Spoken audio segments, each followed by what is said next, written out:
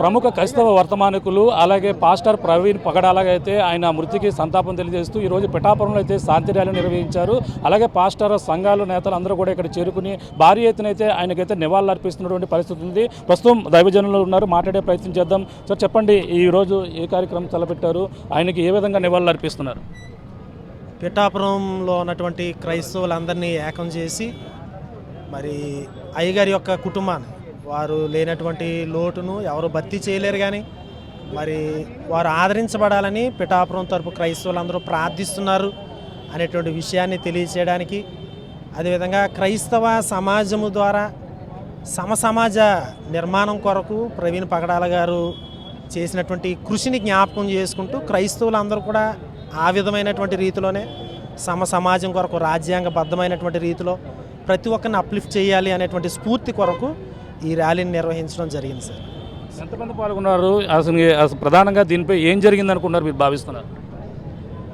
సుమారుగా 2000 మంది పాల్గొన్నారని చెప్తున్నారండి. నేనైతే అందరినీ చూడలేదు, కానీ 2000 మందిని వచ్చి ఉండొచ్చు అని భావిస్తున్నాను. సార్, ఆయన ఎలా చనిపోయారని మీరు అందరూ కూడా భావిస్తున్నారు? ఎటువంటి మీరు దీనిపై అనుమానాలు ఉన్నాయి మీకు? ఎలా చనిపోయారు అనేది ఒక్కొక్కరు ఒక్కొక్క భావనలో ఉన్నారండి. ఈ మల్టీమీడియా ఈ మీడియాలో ఒక్కొక్కరు ఒక్కో విధానంలో ఉన్నారు. ప్రభుత్వం ఇంకా తేల్చాల్సినటువంటి పరిస్థితి ఉన్నది. ఎవరు ఊహాగానాలు వారికి ఉన్నాయి కనుక దానిపైన మాట్లాడడం అందరినీ నేను రిప్రజెంట్ చేయలేను. ఏదేమైనప్పటికీ అనుమానాస్పదంగా ఉన్నట్లుగా క్రైస్తవ సంఘాలన్నీ కూడా భావిస్తున్నాయి. అదైతే యాక్సిడెంట్ కాదు అని ప్రతి ఒక్కరూ భావిస్తున్నాం. ఎట్లా జరిగింది ఏంటి అనేది ఒక్కొక్కరు ఒక్కొక్క వివరణ ఇస్తున్నారు. మరి ప్రభుత్వమే దాన్ని తేల్చాల్సినటువంటి పరిస్థితి ఉంది. సార్, చెప్పండి, ఎటువంటి అనుమానాలు వ్యక్తం చేస్తున్నారు? ఆయన మృతికి మీరు ఏ విధంగా సంతాపం తెలియజేస్తారు? మరి దినాన ఈ క్రైస్తవ సమాజంగా పిఠాపురం క్రైస్తవ సమాజంగా శాంతి ర్యాలీని నిర్వహించడం జరిగింది. మరి శాంతి ర్యాలీని మన పాస్టర్ ప్రవీణ్ పగడాల గారి యొక్క మృతిని జ్ఞాపకం చేసుకుంటూ కుటుంబానికి సానుభూతిని తెలియాలనే ఉద్దేశం చేత ఈ ర్యాలీని నిర్వహించడం జరిగింది. మరి ఆయన యొక్క మృతి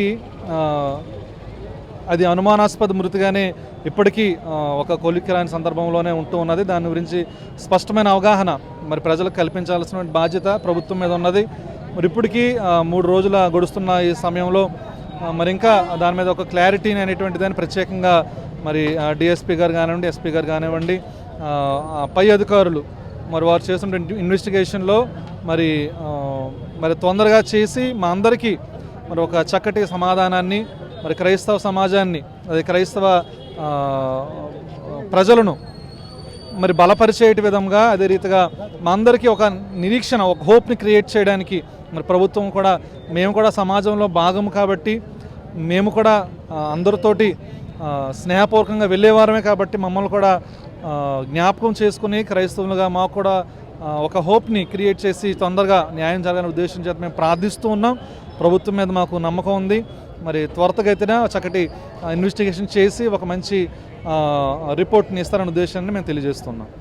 చెప్పండి, ఎటువంటి అనుమానాలు వ్యక్తం చేస్తున్నారు? అసలు ఏం జరిగిందని మొత్తం అందరూ కూడా భావిస్తున్నారు? ముందుగా ఆర్టీవీ వారికి మా ధన్యవాదాలు తెలియజేస్తున్నాము. ఎందుకంటే ఈ విషయాల్లో ముందు నుంచి కూడా మరి అప్ టు డేట్ మీరు అందిస్తున్నందుకు మేము చాలా సంతోషిస్తున్నాం. పగడాల ప్రవీణ్ గారి యొక్క ఆకస్మిక మరణం మీద టీవీలో కావచ్చు రకరకాలైనటువంటి అనుమానాలు అయితే వస్తూ ఉన్నాయి.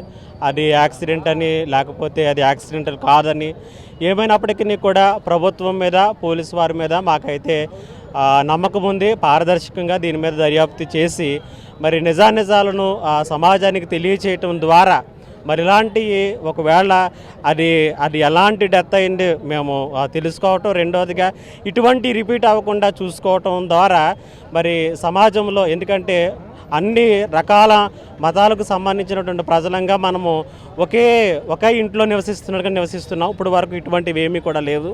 కాబట్టి ఇకపై ఇలాంటివి జరగకుండా చూసుకోవాలని మా ఆశ. రెండవదిగా ఈ ర్యాలీ ఇలా నిర్వహించడానికి కారణం ఏంటంటే, ఒకటి మరి ప్రవీణ్ గారిని కోల్పోయినటువంటి కుటుంబాలకు పిఠాపురం క్రైస్తవ సంఘాల పక్షముగా మా ప్రగాఢ ఆదరణను సానుభూతిని తెలియచేయాలని, రెండవదిగా కేవలం ఆయన ఒక మత బోధకుడిగా బోధలు మాత్రమే చేయలేదు, కానీ యేసుక్రీస్తు బోధలను క్రియల్లో చూపించారు. ఆయన అనేకమైనటువంటి కార్యాలను పేదల పట్ల అనాథల పట్ల చేశారు. సో వాటన్నిటిని కూడా జ్ఞాపకం చేసుకుంటూ మేము ఈ ర్యాలీని నిర్వహించడం జరిగింది. సార్, అంటే బైక్ లైట్ లేకుండా లైట్ లేదని పలు అనుమానాలు వ్యక్తం చేస్తున్నారు. ఆయన విజయవాడ నుంచి బయలుదేరేటప్పుడు లైట్ లేదని చెప్పుకొస్తున్నారు.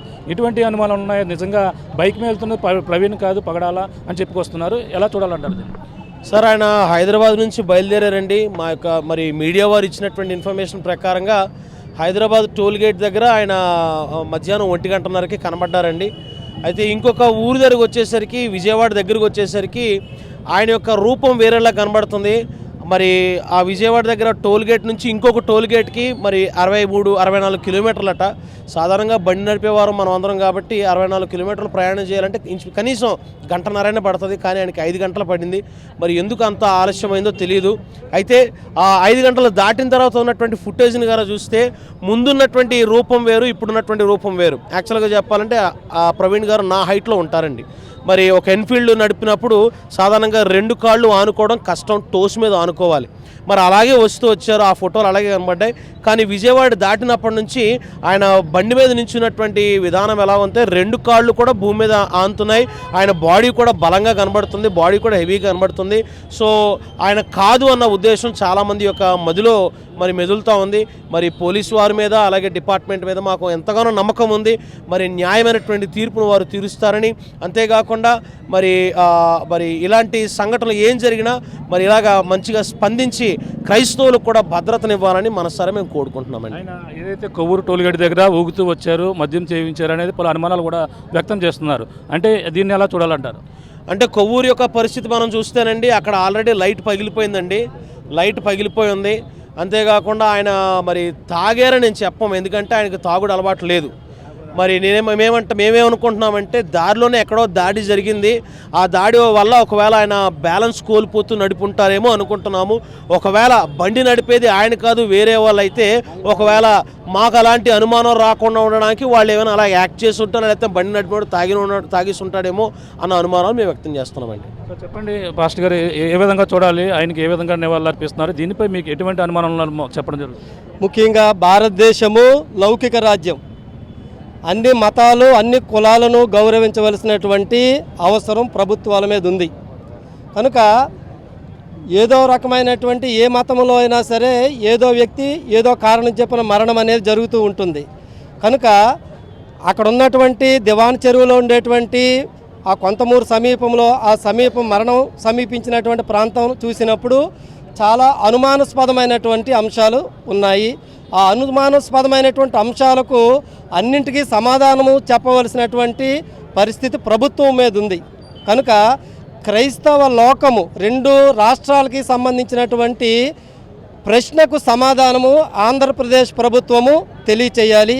అందులో ముందుగా పోలీసు వారు తెలియచేయాలి. కనుక ఇందులో ఎటువంటి స్వార్థము అనేది లేకుండా, లేదంటే మత విద్వేషాలకు తావు లేకుండా నిజాలను పోలీసు వారు ప్రభుత్వము బయటపెట్టి ప్రభుత్వం మీద క్రైస్తవులకు ఉన్నటువంటి నమ్మకాన్ని రుజువు చేయాలి. అది యథార్థంగా రుజువు చేయాలి. ప్రమాదమైతే ప్రమాదము లేదు, అది వేరే కారణాలు ఉన్నట్లయితే ఆ కారణాలను అటువైపు ఎవరున్నారు ఏంటనేది కాకుండా క్రైస్తవ లోకానికి యథార్థత చూపించవలసినటువంటి అవసరము ప్రభుత్వం మీద ఉంది. కాబట్టి ప్రభుత్వ అధికారులను పోలీసు వారిని ఎంత తొందరగా దీనికి పరిష్కారం చూపించవలసి వస్తే అంత పరిష్కారం చూపించి ఆ కుటుంబానికి న్యాయం చేయాలని, ఆ కుటుంబానికి బెదిరింపులు లేకుండా ఆ కుటుంబం మిగతా కుటుంబాల వల్ల స్వేచ్ఛగా ఉండాలని, అటువంటి ప్రొటెక్షన్ ప్రభుత్వాలు వారికి దయచేయాలని మేము తెలియజేస్తున్నాను. Thank you. చూస్తున్నా ఇది పరిస్థితి. పిఠాపురంలో అయితే ఈరోజు ఆయన మృతికి నిరసనగా శాంతియుత ర్యాలీ చేపట్టారు. ప్రధానంగా దీనిపై ప్రమాదం అయితే ప్రమాదం అని చెప్పాలి, లేదంటే అది ఏ విధంగా జరిగిందనేది కూడా ఆ విధంగా మొత్తం అన్ని కూడా చెప్పాలంటూ చెప్పుకొస్తున్నారు. ఈ విధంగా ప్రభుత్వం పక్కన పోలీసులు కావచ్చు అందరూ కూడా దీనిపై పూర్తి విచారణ చేపట్టి అలాగే క్రైస్తవులకు కూడా సరైన రక్షణ కల్పించే విధంగా వ్యవహరించాలంటూ చెప్పుకొస్తున్నటువంటి పరిస్థితి. అలాగే పిఠాపురంలో భారీ ఎత్తున క్రైస్తవ సంఘాలు అలాగే పాస్టర్లు కూడా దైవజనులు పాల్గొని ఈరోజైతే ఆయనకు నివాళులు అర్పించినటువంటి పరిస్థితి ప్రధానంగా కనపడుతుందని చెప్పాలి. ఇది కూడా ఉన్న తాజా పరిస్థితి. కెమెరామెన్ అనిల్తో ప్రకాష్, RTV పిఠాపురం నుంచి. మరిన్ని వీడియోస్ కోసం ఛానల్ ని సబ్స్క్రైబ్ చేయండి. లేటెస్ట్ అప్డేట్స్ కోసం వాట్సాప్ ఛానల్ ని ఫాలో అవ్వండి. ఆ లింక్ డిస్క్రిప్షన్ లో ఉంది.